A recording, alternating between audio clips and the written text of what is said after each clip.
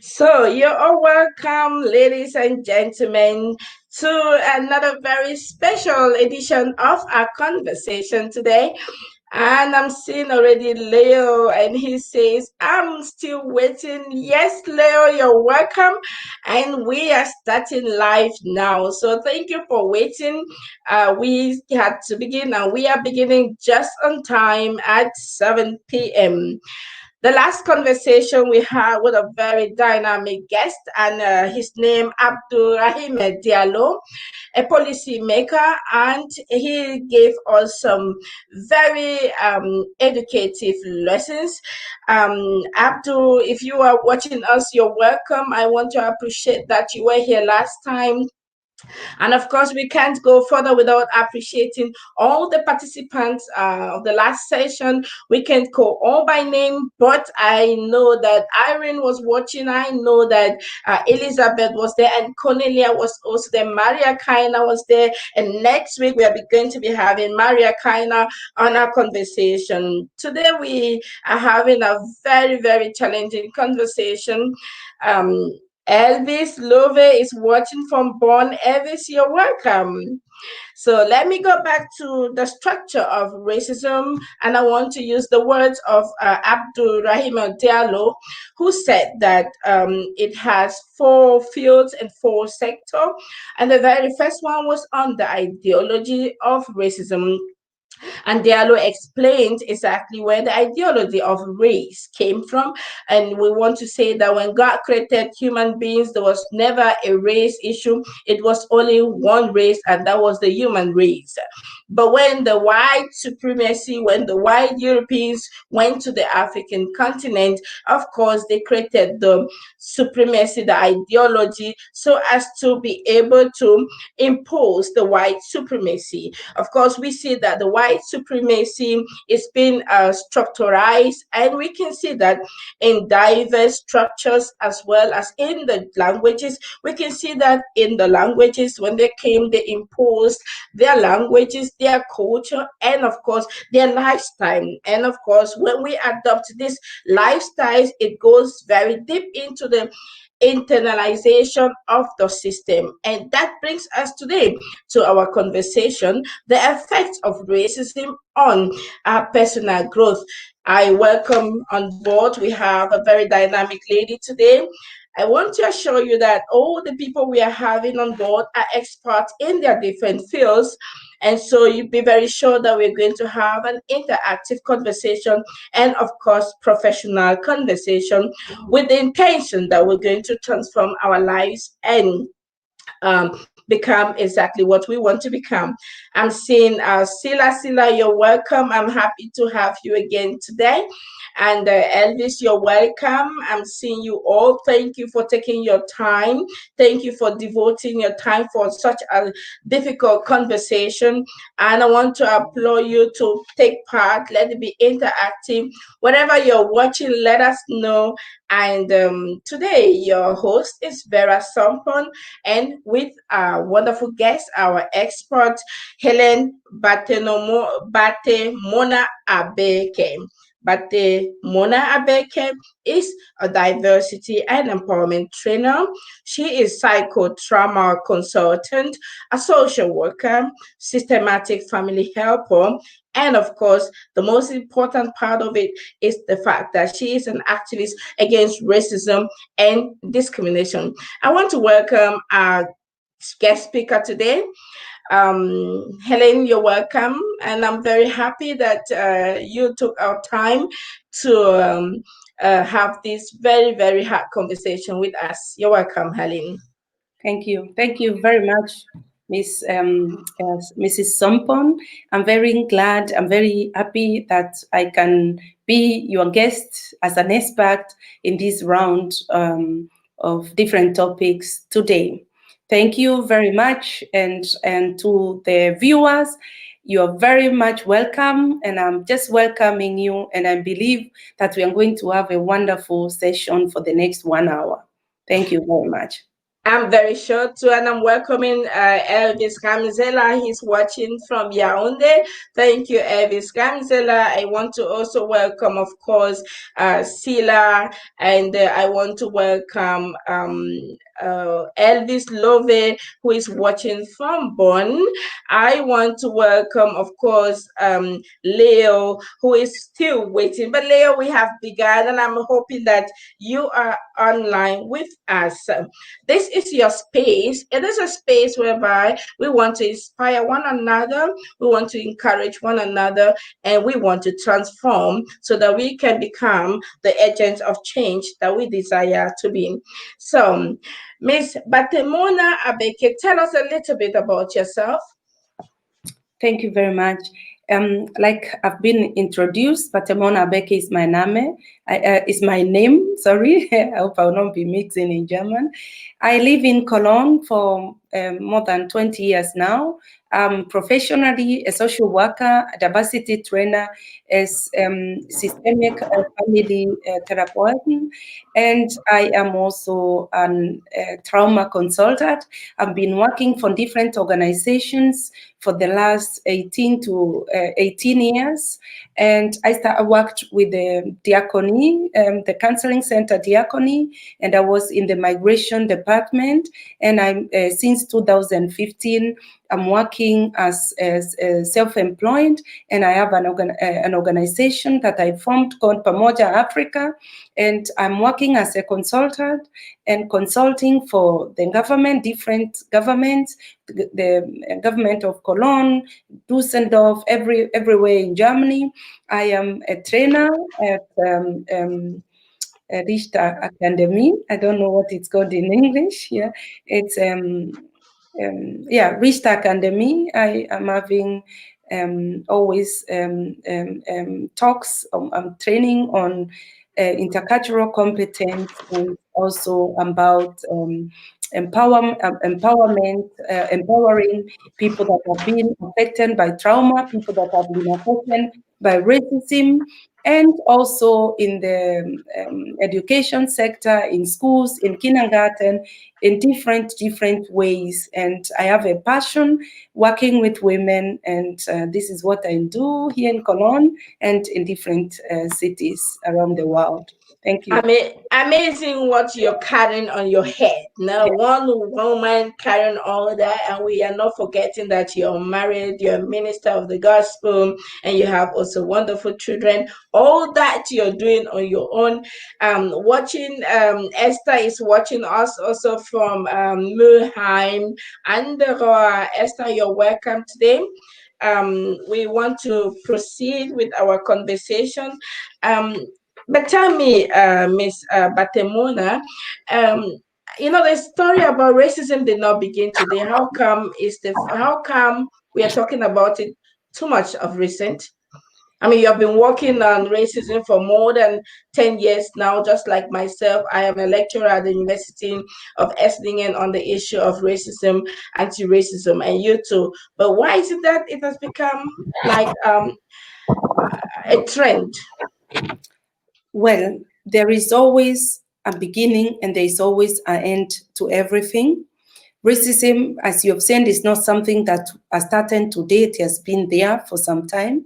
And we have been working on this in every day. We hear stories of experiences of racism on a daily basis, either we ourselves as Black people being affected or our children, our family, our clients that we deal with every day. They go through this. Now, what happened for the last 3-4 weeks, and actually before 3-4 weeks, I'm going back to the beginning of this year in Germany. Here, a lot of things has happened. Like I said in the demonstration here in Cologne on the 6th of June, I said that before we started talking about these things in this level right now, we a lot of things have happened and they are all present in our mind besides what we go through every day. We watched the office of Dr. Kalamba in Halle being shot, and it was a big risk It was not only Dr. Kalamba's office that was shot, but it was every Black person felt affected in this country. And from there, we heard about what happened in Chemnitz. From there, we heard about what happened in Hanau. People of migrants being attacked, just having fun, and they just be attacked for no reason. And everything as a background of racism. And now, as if that was not enough, we were hearing policemen and being part of all these syndicates of racism. We hear that we see the AFD go on the increase. We hear hate stories. We hear stories from brothers and sisters. So the climax of it all is Black people, when Black people, one day, about 3 weeks ago in US, we just see a video being rotating in the world of a Black man crying, saying that he cannot breathe and calling his mother. You will all agree with me that it was mourning for every Black person where they are on the continent. There has been racism, there has been pictures of people being affected, circulate everywhere, but this one is where we say the bottle was full. And what happens when the bottle is full? It starts pouring. So all what we are seeing today is pouring, is things that are in this bottle that are coming out because the bottle is just too small to accommodate it anymore. Thank you. Well, definitely, thank you so much. The bottle was full and it's outpouring. We're going to come to that. And before we come to that, I want to give you a time where you give us a short presentation about the effect of racism on our personal growth. We had a short discussion on that. I think that the people want to hear, how does racism affect the personal growth? Thank you. Thank you very much. As I started, the topic alone is called Get Your Knee Off Our Necks and see how our personality is going to grow. I just saying that most Blacks and of color persons that are watching or that are out there will agree with this statement without thinking twice. It was mourning, like just said, for every person of African descent everywhere in the world, watching a video of a Black man crying for his mama and saying, I can't breathe. Help me, I can't breathe. Seeing a picture of a white policeman comfortably kneeling on the neck of a human being and having his hands in his both pockets is the biggest insult of humanity in general, not only to Black people, more to Black people, but in general. Anyone not condoning this act and anybody who is seeing this video and having different thoughts has a serious problem and is a threat to humanity in general. This is the statement that I want to say before I begin. So now, how do we define racism from the trauma perspective? We say that racism causes trauma. Experts or non-experts are saying this. Racism tampers with the personal growth of those who witness it, they go, they come. As a Black person, we struggle for everything. To get an apartment, let's just begin there. To get an apartment so that you can have a place where you can have a peace of mind after going through the hard day. It's a struggle. To maintain this apartment, you have problems with the neighbors.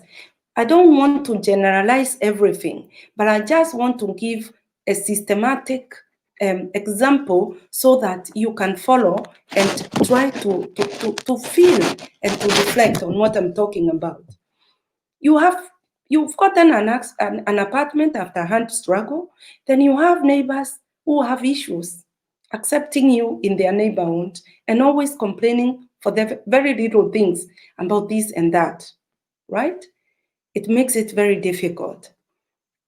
You wake up in the morning, if you're a parent, you prepare your children, you take them to school. On the way to school or to your place of work, it's a battlefield. In the train, people don't want to sit next to you.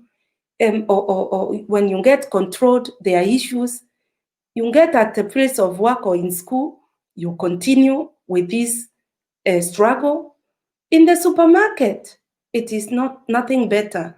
The other day we heard about a perfect example what happened in Roseman, in this supermarket called Roseman, at a meeting, in a conference, where maybe you are working as a volunteer, representing the community, representing your people so that they can fit better in this society.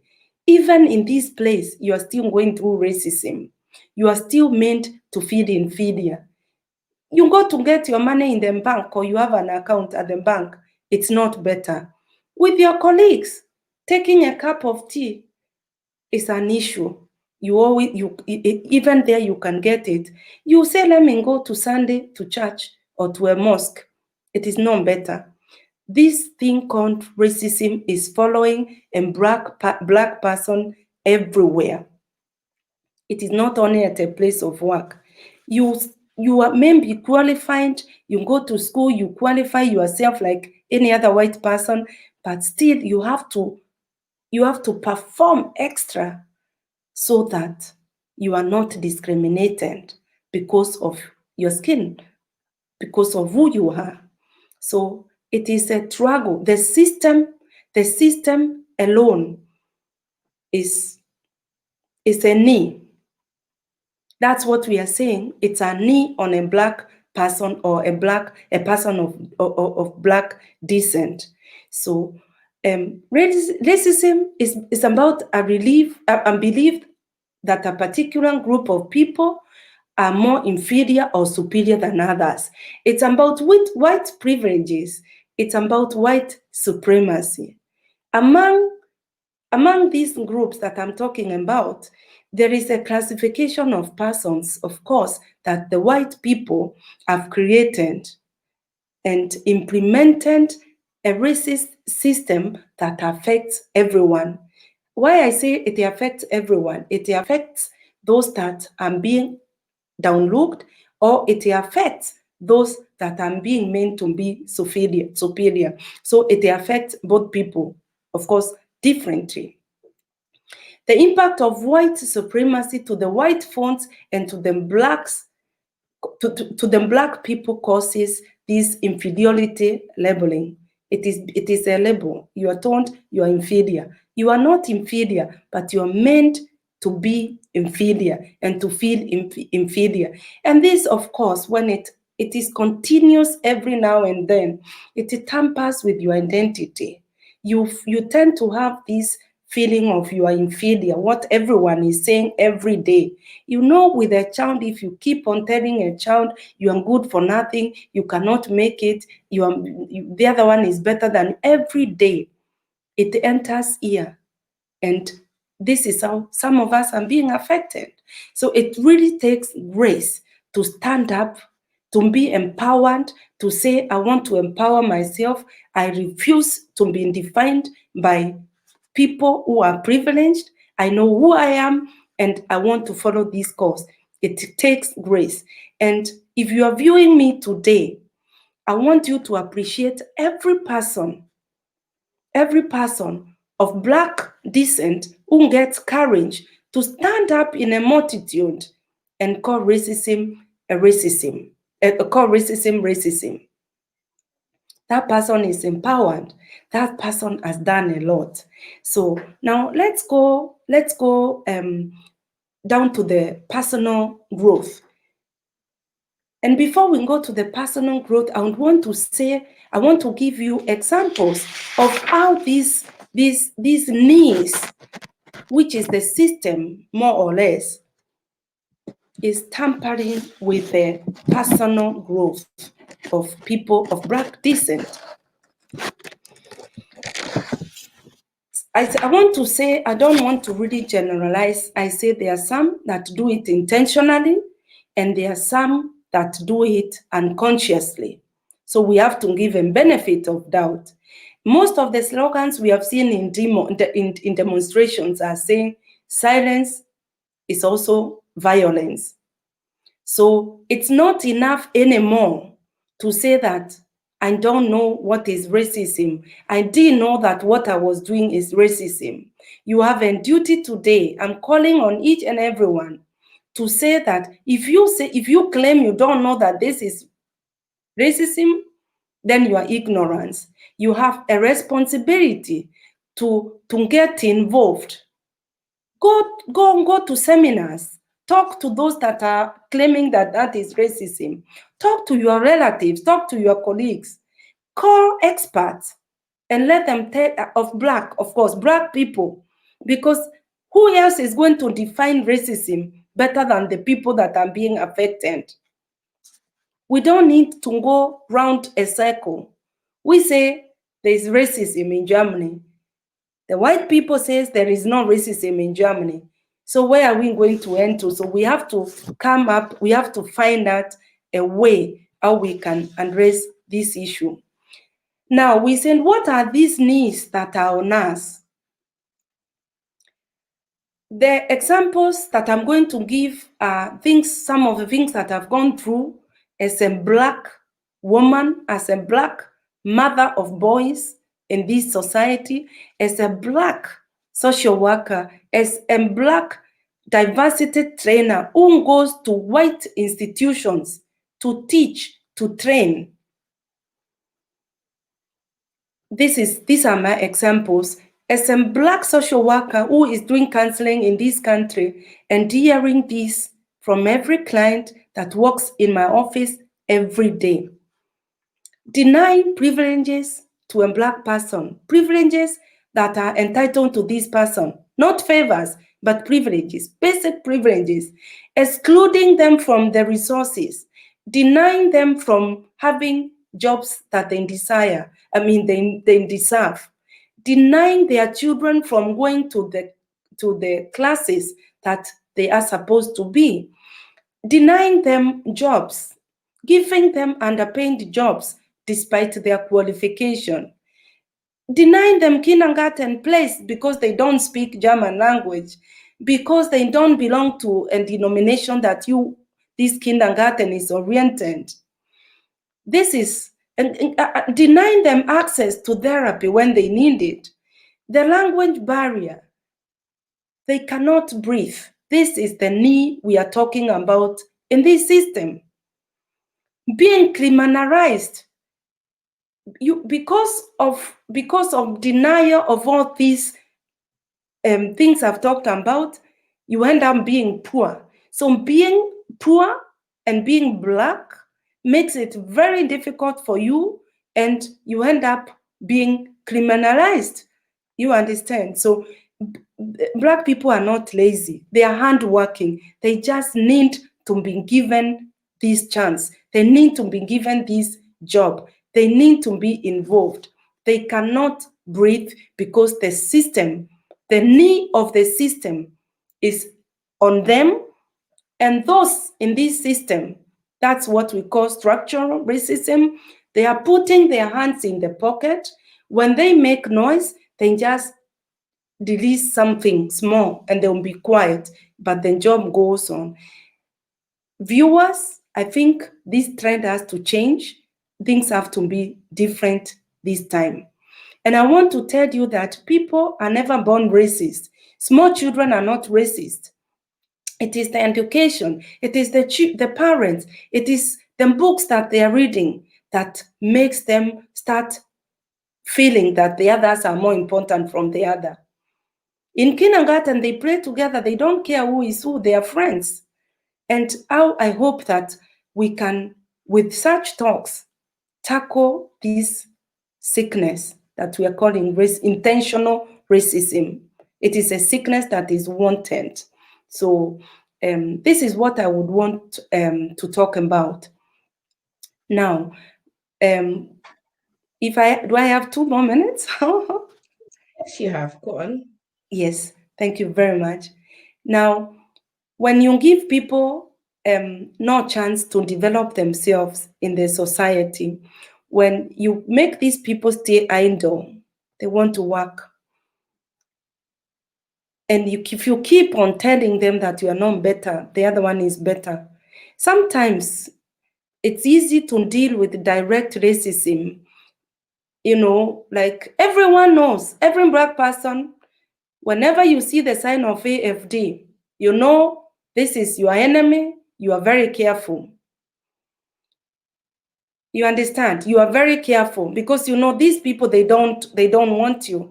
But the colleague who is working with you, who you dine with over lunchtime, who you work together, who you welcome in your own house, who is telling you that I'm helping you apply for funding for your project, it's subtle, it's hidden.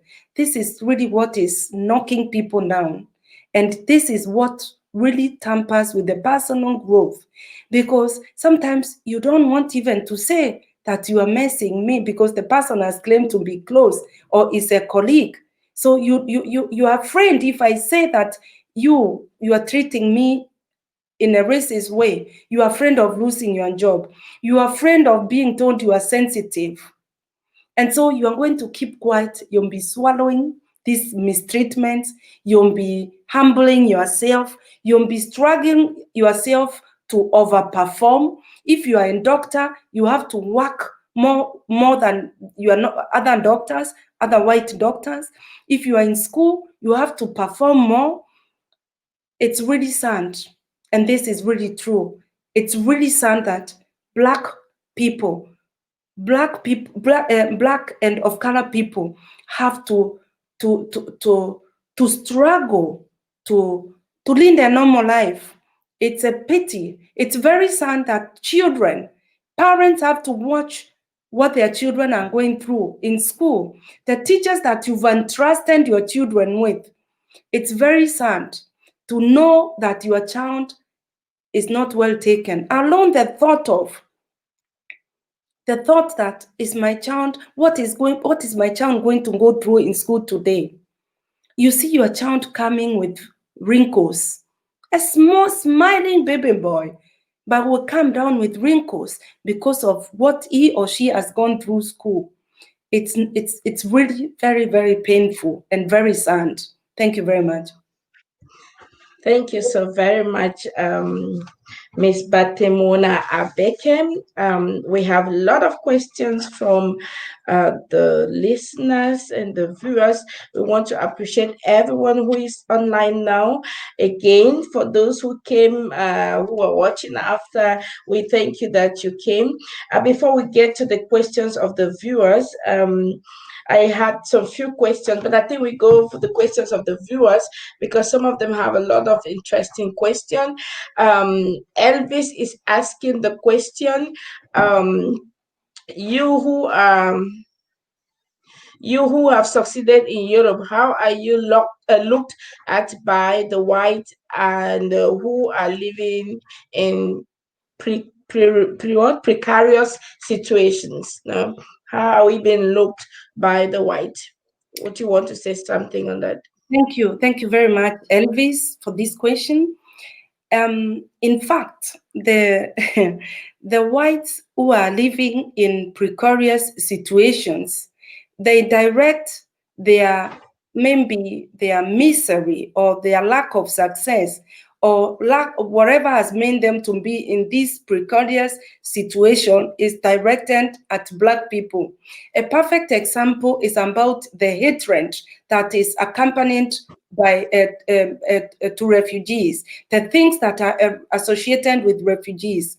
They claim that the refugees have come to Europe to take their houses, to fill their schools, to change their culture, there's more criminality on the streets. The refugees are this and that. They are poor because of the influx of refugees, and they tend to ignore the fact or to reflect and ask themselves, why are these refugees flocking in European countries?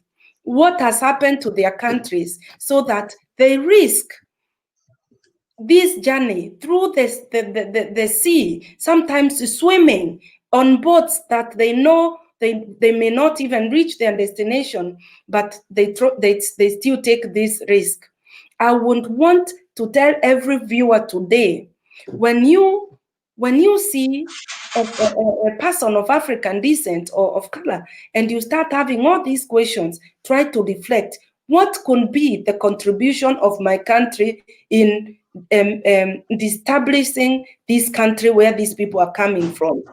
You will be shocked to know why these people are leaving their countries. You will be shocked to know that your economy is being made on the weapons that are being sold to destabilize those other institutions. So for me, I think it's the high time we start we have talked about problems, but we also talk of solutions.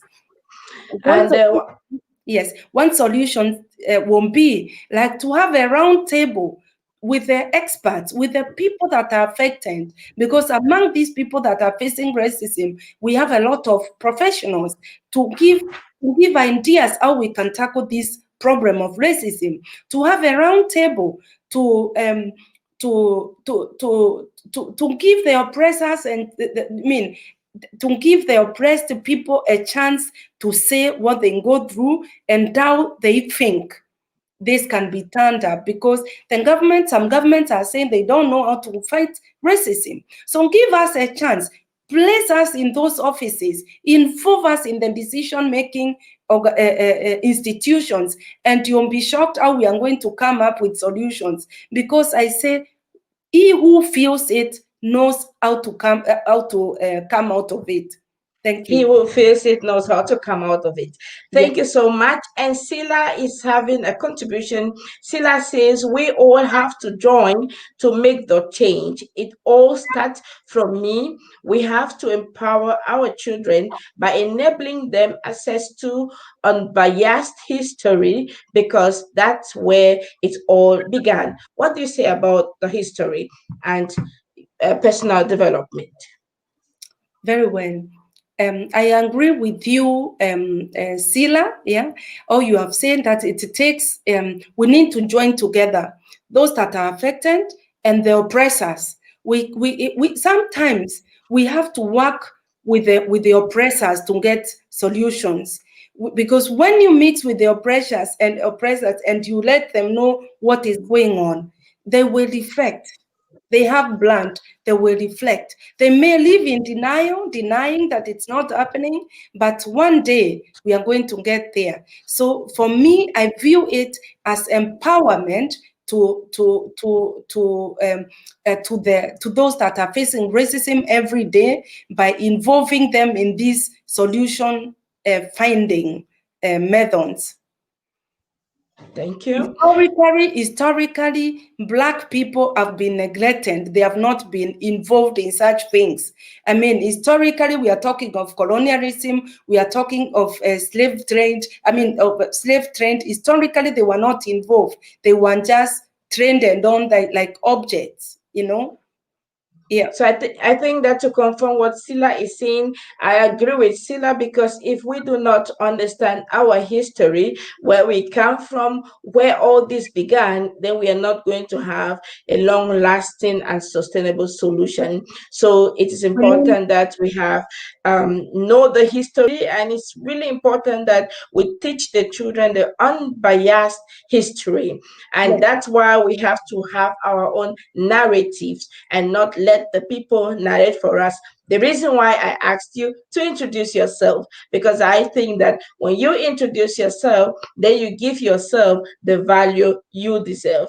So Yeah. we are having also another. Thank you so much, ma'am. You're doing a great job. We're having a contribution also from Elizabeth Holeman, and she says racism causes PTSD, and with time, we are now talking about inherited trauma. Now, that's your area of professionalism. You're a trauma therapist. What would you say on this? And how can we overcome that? Thank you. I want to thank Elizabeth Holleman. She's a colleague that I've worked with for the last 20 years. Yes, racism causes trauma symptoms, And so here we are talking about inherited trauma, as she has said. This generational, intergenerational trauma that is being given over. Like, I give an example. My grandfather was died in war fighting for the British, and he was just taken by force and taken to India, Burma in India, and his body never came back to Kenya. My father grew with bitterness because he knew that the father died in war. Hence, he joined the fight in the forest. He joined the fight for independence in Kenya, And here I am, that generation here in Europe, doing the same. So we talk of inherited trauma because if the parents have gone through trauma even when they are pregnant, most probably even that unborn child is going to come out also having these trauma symptoms as well. And now I want to talk of, now I've talked about us, people who are facing trauma. I want to talk of Germany. That's why the history is also very important. I always say that Germany has to work on their demons. Germany as a country has to work on its history. The history of Germany is not that easy. The First World War, the story of Hitler, the story of the Second World War, the story of how they colonized Africa. Germany is known worldwide. That Berlin Conference that took place in 1885, we learned it in school. Germany has a history that it has to work on, and there is a tradition of silence, not talking about things in Germany. And if you don't talk about things, you keep them inside you and they are hurting and then they explode. And that not talking of things, for example, in my trainings, I say those who survived the Second World War, for example, most of the men here now in Germany, they died, and the women are the ones who constructed this society we are having today. Now, when those men who went to war, some of them never came back. Those came back quiet, not speaking. They never talked about what they went through in that war. All what people know about is Uncle Helmut as a funny behavior. But they know that Uncle Helmut was not born that way. He started behaving that way after he has come back from war. So that's why we are talking, and the children of Uncle Helmut are going to have this also PTSD symptoms, these trauma symptoms, because this is, the father never talked about things, because who knows what he went through in war. Yeah, and so that's why the fear of not trusting people, the foreigners are a threat to us, or maybe they are going to do as they did those days. This name Itra is a taboo. If you mention Itra, the hair stands. We have to call things with the name, because mentioning these things, talking about historically what happened, what could lead to the situation now, is a process of working on this trauma. So we encourage people to talk about the past. We encourage everyone in this country not to make racism as a taboo topic that cannot talk, and those that are talking about racism won't be seen as if they are very sensitive. No, it is something that we have to address in this society openly. Thank you so very much. And we have Felicia Lang, and she says we have to take care of our own, which links me to my question to you. As a trauma consultant, how do you know that an individual has been affected as a result of the effect of racism? Could you give possible indicators? Yes, there are possible indicators of somebody who has gone through trauma is the expression, lack of expression. If you notice, most people who go through racism, at that moment when that thing has happened, they lack words. Later on is when they say, I wish I could react this way. So you are blocked, because you go through this every day at that moment you don't know how to react because everyone is maybe watching you, and you are so much afraid of being told. You are becoming sensitive. You are even afraid of you getting more trouble by just saying what you have gone through. So this lack of expression, yeah, lack of ability to express that was you've gone through, either in words or in written form, fear, you are uncomfortable, you are easily triggered, easily getting nervous, and any little thing that is happening that is looking like that thing that you went through could be a trigger for you. That is why we are saying this N word has to be stopped, because it is a trigger to every Black person.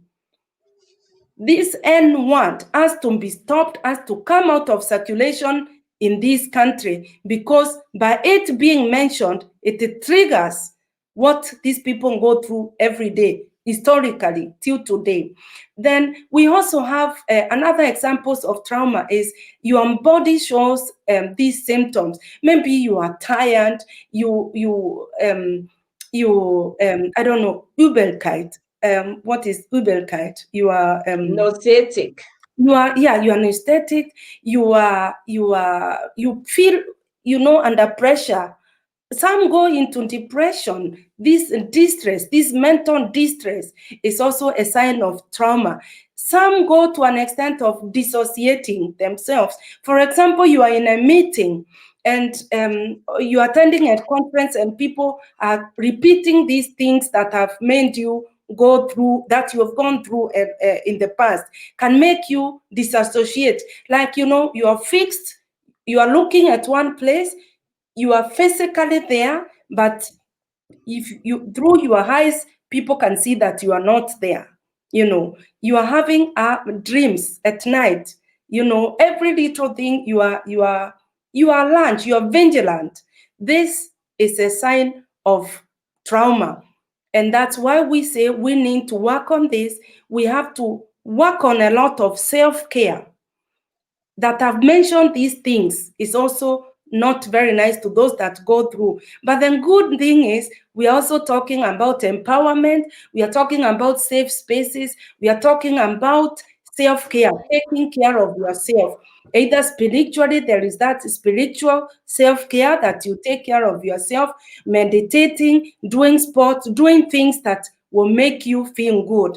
Things, having nice friends, having accepting community, unified community, acceptance, being acceptance. When you go to your place of work, your colleagues are holding on you. If something happens, they will not say like it has happened to me severally. Most of my colleagues, they don't help me when I face racism, because they think for Batemona is so strong to take care of herself. Yes, I am strong. You may be seeing just a cutting in front. Maybe in my heart, I'm fragile because of going through this every day. So colleagues can support you by standing by you, so that you feel that if you are falling, there's someone to lean on and make you stand up again. And that was taking us already. Also, you're already entering into the very important question. I mean, like solution. What are the 5 steps? We want to name the 5 steps that an individual must do to regain back their identity and personality. Okay. For me, I think the first place is to go to the history, going back to the history, finding your own identity. Who are you? Do you know who you are, or you take yourself to be who you are being defined, who the community, the society you are living in here in Europe is defining you who to be. This is very, very important, the very first step. The question of, the second step is the question of, again, why? Why is this happening? And then I talked of what I work with Medica Mondial, is a women rights organization, and we developed a concept we call STAR. This is stress and trauma sensitive approach.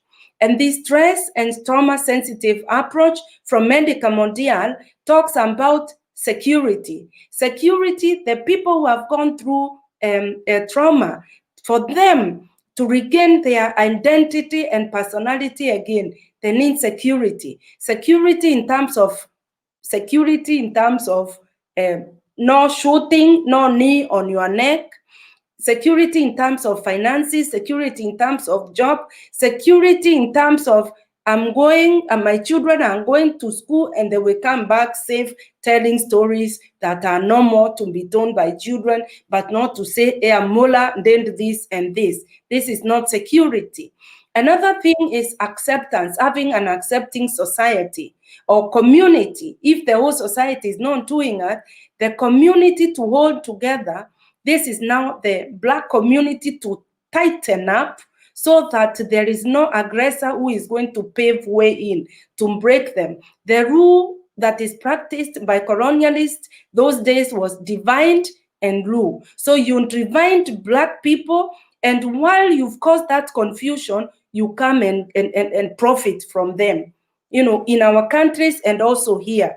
And how do they profit is by misusing you because you are alone, you are single, you've been blind because of all these symptoms that we have talked about. You alone, you may not see what many may see.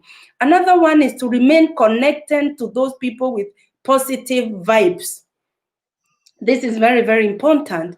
And again, another reason is self-care. I've talked about it. Do things that make you feel good. Thank you. And the last one is for the society, for the oppressors, for the racist, to recognize that what we are doing, what we have done is right. So if anyone claims that you behaved in a racist way, accepting what you have done is a beginning of a healing process to that person. Relativating it makes it worse. Thank you. Oh, thank you so much. Relativating it makes it worse. If you're here and you're still watching and you're with us, just keep sharing the the video to your friends so that we can discuss together. And I want to have this conversation with Caro. Caro says that we POC have as well to deal with racism from other immigrants who are sometimes worse than the Germans. This is something that we have to deal with too, with many of us having to deal with double standards. How do we deal with this ideal situation? And that question is to you, Miss Batemona Abeke. At the beginning, thank you very much, Carol Watkins. At the beginning, I said that the white people have defined, this particular group have defined people, this group of people are more superior than others. Now, the worst part of this is the darker you get, the more affected you are. So the lighter you are, the more privileged you are, the more they tend to believe you are better. So when we are talking of white people being racist, we are talking of also other migrants who are lighter than us, dark people. You may be, I'll give you an example of Morocco. In Morocco, we have black Moroccans and we have lighter Moroccans. Those that are lighter in complexion, they feel more superior than the darker one. I have worked with gay set in Morocco and I've seen this. And it's a serious problem in that country. When we look at Sri Lanka, they are dark. They are more discriminated by those that are good, even in India, everywhere, in the Caribbean.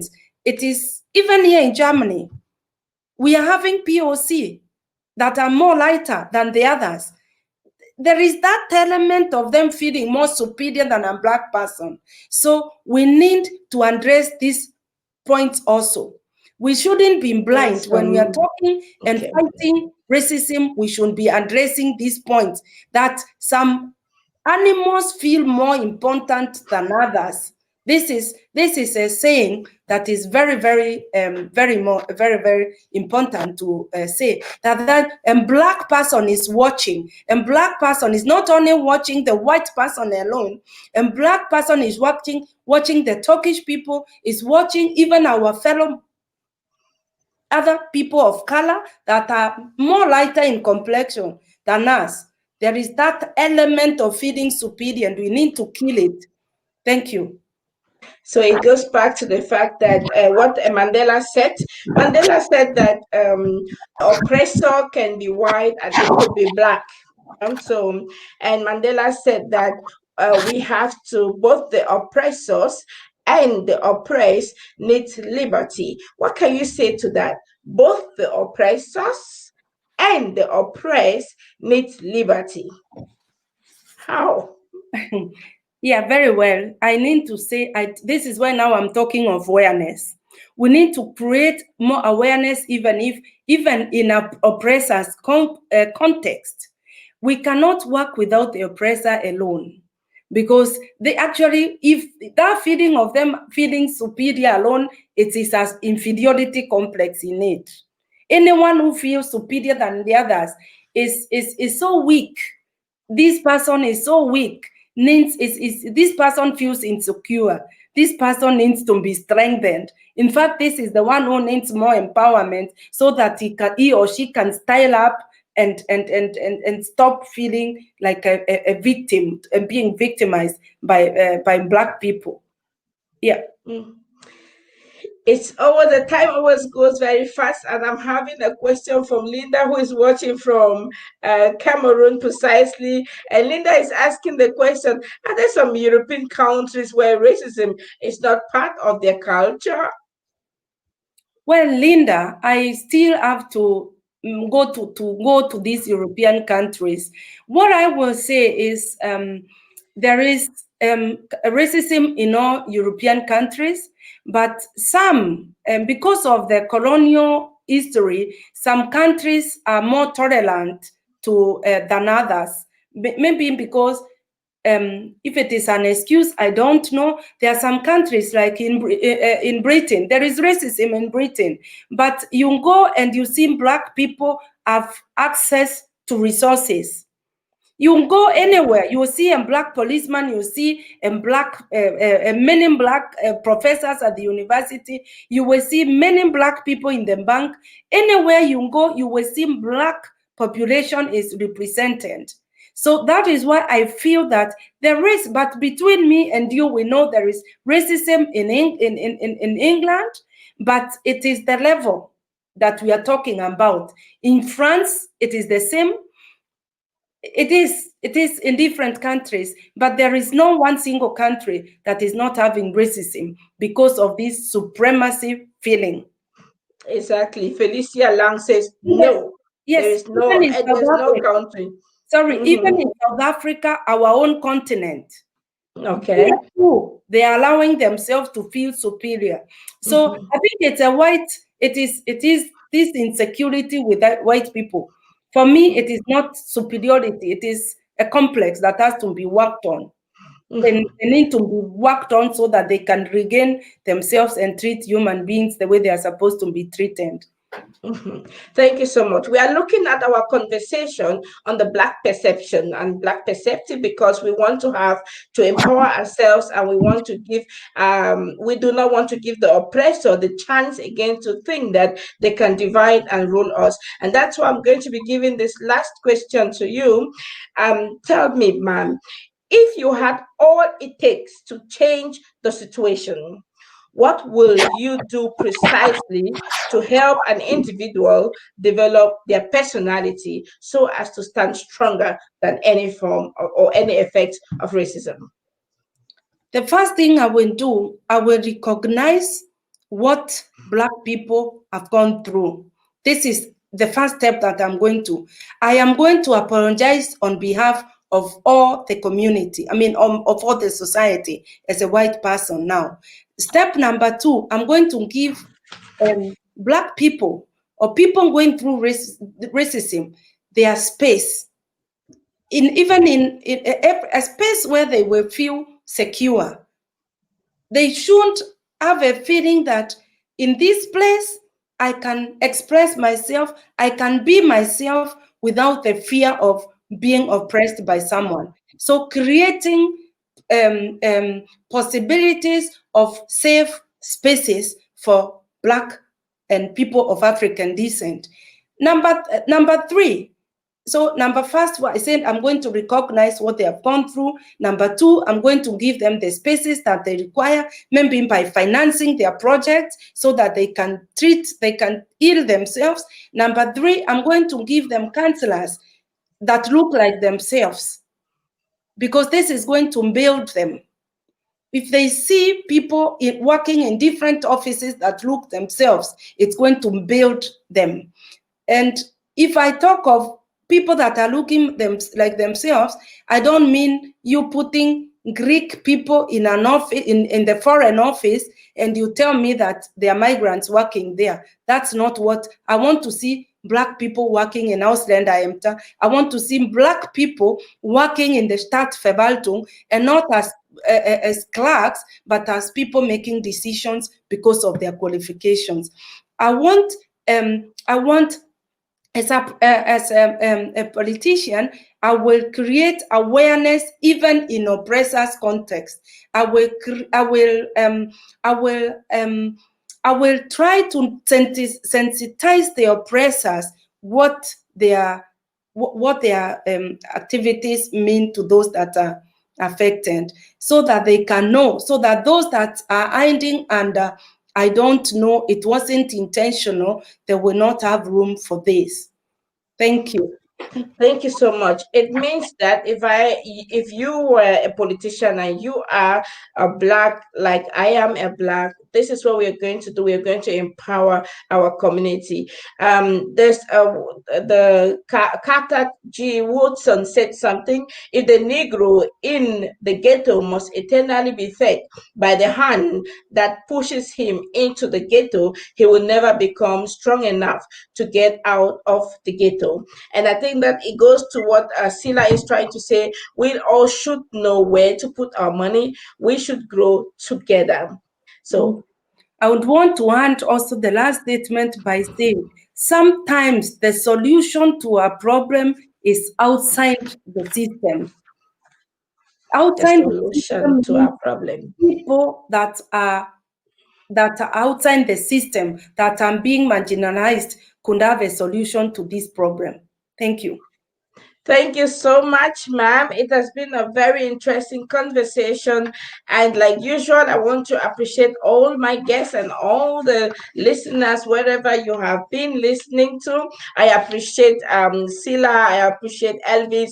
I appreciate Felicia. I appreciate Caro. I appreciate Evelyn. I can't call you all by name, Linda. All of you, you're well appreciated. Remember, this is our space, and we are meeting here every Thursday evening to have a conversation on racism and the effects of racism on our lives, so that we can be able to move forward. And we're not only discussing things that are going to pull us down and reproduce against stigma, but we want to find solutions and way forward so that we come out of the situation stronger and, of course, better. That is why, like Abdul Rahim has said last time, we have to rethink, re-unlearn, and deconstruct what we have been told. And that takes me to, of course, to the fact that we have to change our belief system. And of course, changing our belief systems needs a lot of hard work.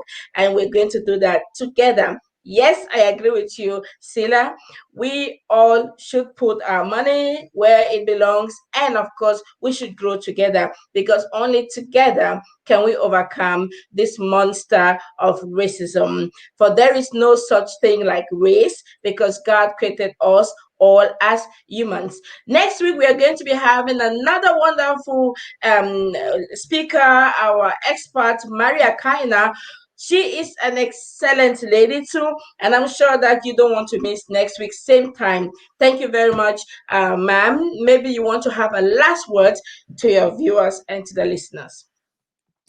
I just want to say Aluta continue.